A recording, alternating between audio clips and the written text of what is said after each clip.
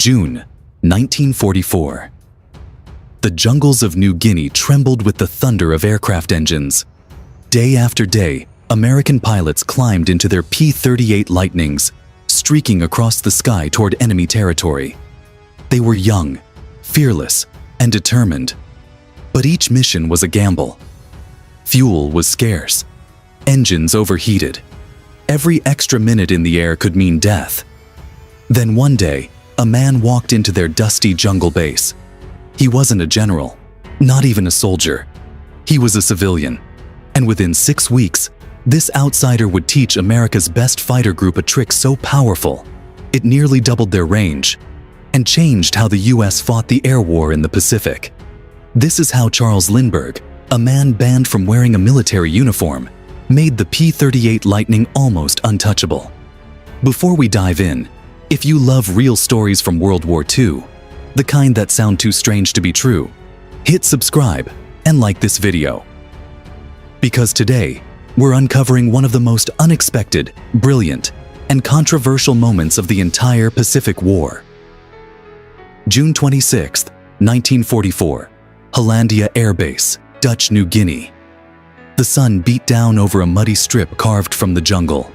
Mosquitoes buzzed, mechanics shouted over the rumble of generators, and the smell of oil filled the air.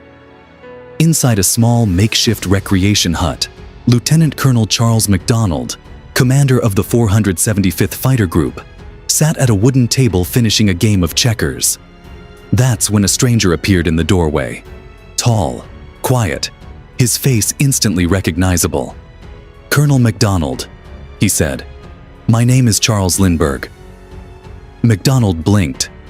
The Charles Lindbergh, the man who had flown solo across the Atlantic 17 years earlier, now stood in front of him, asking permission to fly combat missions with his unit. The room went silent. Lindbergh was a civilian. He had no uniform, no rank, and technically, no right to even be there. But the way he carried himself made it hard to say no. That day, MacDonald agreed to something that would soon rewrite the rules of aerial warfare. To understand why Lindbergh was there, we have to go back almost 2 decades. In May 1927, he made history, flying solo from New York to Paris in the spirit of St. Louis. No radio, no radar, no co-pilot, just a compass, a map, and his calculations. He crossed 3,600 miles in 33 hours, landing with barely 85 gallons of fuel left. That flight didn't just make him famous, it made him obsessed. He realized something powerful. Fuel efficiency wasn't just about saving gas, it was about survival. Through the 1930s, Lindbergh worked with Pan American Airways, charting long-range routes over oceans, calculating power settings, and experimenting with every drop of performance an aircraft engine could give. By the time World War II began, he knew more about fuel management than almost anyone alive. But that knowledge came with baggage. Before the war, Lindbergh had become a controversial figure. He spoke openly against America joining the conflict in Europe. He believed the US wasn't ready for war, and that isolation was safer. Those speeches made headlines, and enemies. President Franklin D. Roosevelt despised him, calling him sympathetic to the Nazis. So when Pearl Harbor was attacked and Lindbergh tried to rejoin the military, his request was denied. He was banned from service. Most men would have walked away, but not Lindbergh.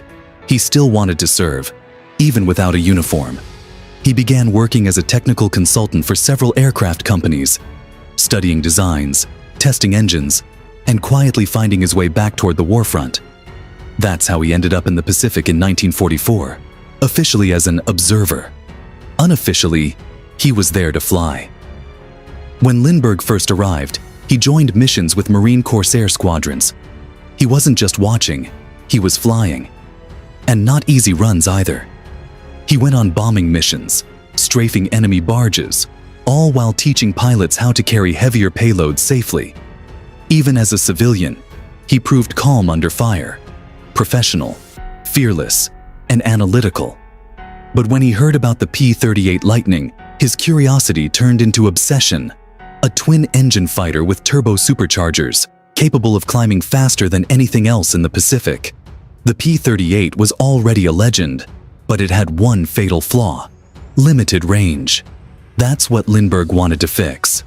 The 475th Fighter Group, known as Satan's Angels, was the elite of the elite. Their pilots were confident, skilled, and young, most in their 20s. When word spread that the old Atlantic guy was joining them, many laughed. A 42-year-old civilian teaching them how to fly? Not a chance. But MacDonald gave him a chance anyway. The next morning, Lindbergh climbed into a P-38. He taxied out, throttled up, and took off into the jungle sky.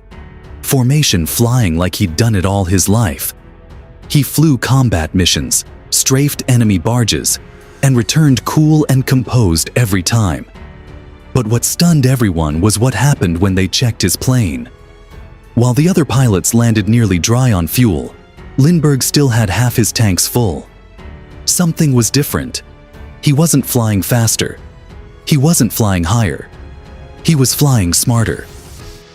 A few days later, Colonel MacDonald called a meeting. Inside a rough wreck hut with a dirt floor and a single light bulb swinging overhead, the group's best pilots gathered. MacDonald stood next to Lindbergh and said simply, "Tell them how you're doing it." Lindbergh took the floor and began explaining like a teacher. He told them most pilots flew at 2,200 RPM, with the fuel mixture set to auto-rich. That burned massive amounts of fuel. He suggested lowering RPM to 1,600, switching to auto-lean, and increasing manifold pressure slightly to keep power steady. Same performance, less fuel. Simple math, but revolutionary thinking. The pilots exchanged confused looks. That went against everything they'd been taught.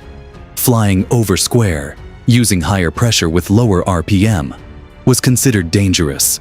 It could destroy the engines. But Lindbergh had already tested it in combat, and his plane was running cooler, cleaner, and longer.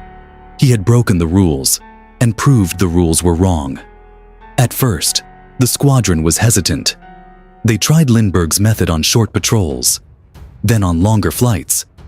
To their surprise, the engines ran smoother, temperatures stayed stable, and fuel consumption dropped dramatically. Soon, those impossible long-range missions, the ones that used to end with planes ditching at sea, became routine.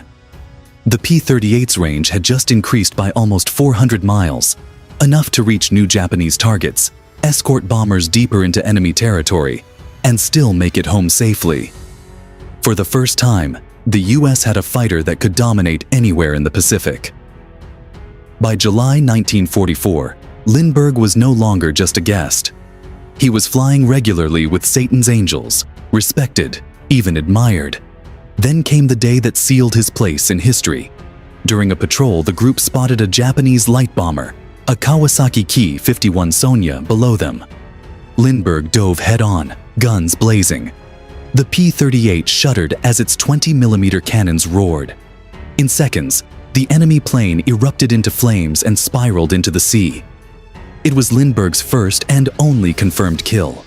Unofficial, of course, since civilians weren't supposed to be in combat. But among the men, word spread fast. The old man got one. 3 days later, he narrowly survived a dogfight with a Japanese Zero. His coolness under fire only strengthened his legend. Soon after, US command ordered him home, officially for safety. Unofficially, because they didn't want the newspapers finding out a civilian was outperforming combat pilots. When Lindbergh left the Pacific, his method stayed behind. Pilots shared it squadron to squadron until every P-38 unit across the theater was using it. By the end of 1944, his fuel-saving technique had become standard practice. It extended range by over 30%, cut losses, and made deep escort missions possible during MacArthur's return to the Philippines. He had changed the way the US fought the air war, not with weapons, but with understanding. For a man once called a traitor, it was redemption. He'd gone from national hero to outcast to secret savior. Charles Lindbergh didn't invent a new engine or weapon. He simply looked at what already existed and saw how to use it better. He proved that sometimes one person with the right knowledge can change the course of a war. The P-38 Lightning went from a fuel-hungry fighter to the longest-range escort in the Pacific, all because one civilian dared to question the rules. And that's the hidden power of innovation in war. Not always built from steel, but born from ideas. If you enjoyed this story, hit subscribe for more true World War II tales. Stories of courage, genius, and the unexpected heroes history almost forgot. Because sometimes, the most powerful weapons of war aren't forged in factories. They're born in the minds of men who refuse to follow the rules.